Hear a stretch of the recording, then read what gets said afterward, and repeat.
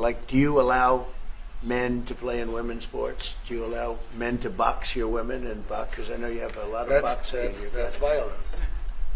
That's abuse of a woman. Against women. It's abuse of a woman. Totally. But we have people that fight to the death because they think men should be able to play in women's sports. And some of those sports, it wouldn't matter much, but it still matters. But some of them are very dangerous for women. Some years ago, I would say a decade ago or so, women rights movements were pressuring so that we enacted specific laws to avoid men abusing women.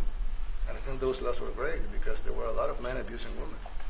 But now some of the same people are trying to backtrack on that and actually trying to make new laws allowing men to abuse women in sports. So actually that doesn't make sense. In sports. It doesn't make sense. It's crazy. You know, they have weightlifting records, right? Yeah. A woman gets up, lifts weights, she's incredible.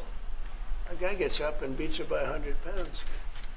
What are you going to do? A record that hadn't been broken in 18 years. You know, they put on an ounce, quarter of an ounce, eighth of an ounce for 18 years. Now they have a guy come up, ping. The whole thing is crazy. But they continue to fight. And I don't like talking about it because I want to save it for just before the next election. I said to my people, don't even talk about it because they'll change. And but I watched this morning, there was a congressman fighting to the death for men to play against women in sports.